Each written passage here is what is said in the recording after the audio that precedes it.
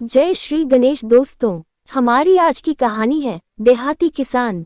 अब शुरू करते हैं कहानी।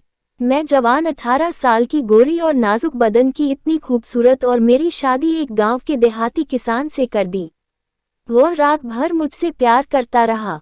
एक सेकंड भी उसने मुझे छोड़ा नहीं। मैं बस रोती चिल्लाती रही। उसको झेलना शायद मेरे बस की बात नहीं थी, शायद मेरी किस्मत ही खराब है जो मेरी शादी इतनी जल्दी और एक गरीब गांव के छोटे से घर में एक देहाती से कर दी गई। मैं आज भी जब इस बात को सोचती हूँ तो रोने लगती हूँ। आखिर मेरी क्या गलती थी जो मेरे साथ ही यह सब होना था। यह शादी मेरे घर वालों ने जबरदस्ती कर दी थी। मैंने बहुत मन किया, फिर भी उन्होंने उस लड़के से मेरी शादी कर दी और मुझे अपने ससुराल जाना पड़ा। शादी वाले दिन जब मैं बिस्तर पर बैठी थी तभी वह लड़का आया जिससे मेरी शादी हुई थी। उसका नाम रमेश था। वह आया मेरे पास और बैठ गया। वह लड़का मुझे बिल्कुल भी पसंद नहीं था। वह काला सा और बहुत ही लंबा चौड़ा था। वह मेरी तारीफ करने लगा, लेकिन मैंने जरा भी उसकी बात पर ध्यान नहीं दिया और चुपचाप सो गई और उससे कहा कि मुझे तुम्हारे साथ नहीं सोना, तुम वहां दूर जाकर सो जाओ। वह चुपचाप गया और जमीन पर बिस्तर लगाकर सो गया। सुबह हुई तो मैंने देखा मेरा पति रमेश खेत चला गया था काम करने और मैं घर पर ही थी। मैंने घर पर थोड़ा बहुत काम किया और इन्हीं सब कामों के बीच शाम हो गई। रमेश भी खेत से लौटकर घर आ गया था। वह मिट्टी में और पसीने से भीगा हुआ, उसके पास से बहुत बदबू आ रही थी। मेरा जरा भी मन नहीं हुआ उसके पास जाने का। मैं उससे दूर भाग गई। मैंने उससे कहा मेरे पास मत आना। फिर वह चला गया नहाने और फिर उसके बाद उसने खाना खाया और हम लोग फिर चले गए कमरे में सोने के लिए। वह मेरे पास बिस्तर पर आने लगा, लेकिन मैंने उसको मना कर दिया। वह फिर भी मेरी बात नहीं माना और मेरे साथ जबरदस्ती करने लगा और रात भर वह मेरे साथ वह सब किया जो उसका मन था। वह एक सेकंड के लिए भी मुझे नहीं छोड़ता था। जैसे लगता है जिंदगी में पहली बार किसी लड़की को देखा है। एक बार तो उसने मेरे साथ बहुत देर तक किया, जिसकी वजह से मुझे हॉस्पिटल भी जाना पड़ा था। हर इंसान यही कहता था कि गवार को परी मिल गई है। एक दिन मैंने रमेश से साफ कह दिया कि मैं तुमसे कोई प्यार नहीं करती हूँ, मैं किसी और से प्यार करती हूँ। यह सब सुनकर वह बहुत उदास हो गया और मुझसे दूर हट गया।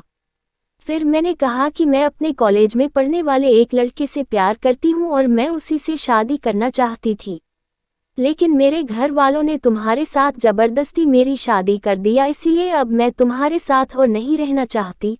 तुम मुझे छोड़ दो, मैं यहाँ से उसके पास जाना चाहती हूँ। मैंने रमेश से फ़ोन मांगा और अपने बॉयफ्रेंड को फ़ोन किया और उसी से बात करने लगी। यह सब देखकर रमेश नीचे ज़मीन पर जाकर सो गए।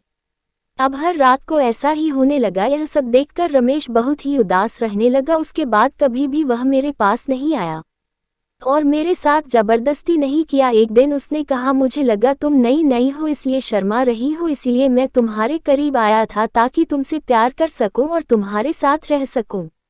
मुझे लगा था कुछ दिन में सब कुछ ठीक हो जाएगा और तुम भी मुझसे प्यार करने लगोगी, लेकिन मुझे नहीं मालूम था कि तुम किसी और से प्यार करती हो। अगर तुम यह बात मुझसे पहले बता देती तो मैं तुमको टच भी नहीं करता। मैं तुमको उदास नहीं देख सकता, इसलिए आज ही मैं अपने घर वालों से बात कर लूँगा। अगर तुम्हें उसके साथ ही रहना है तो ठीक है, मैं तुम्हें उसके घर पर छोड़ आता हूँ। मैंने तुरंत ही अपने बॉयफ्रेंड को फ़ोन किया और उससे पूछा कहाँ हो और अपना एड्रेस मुझको भेज दो, मैं वहीं पर आ रही हूँ तुम्हारे पास।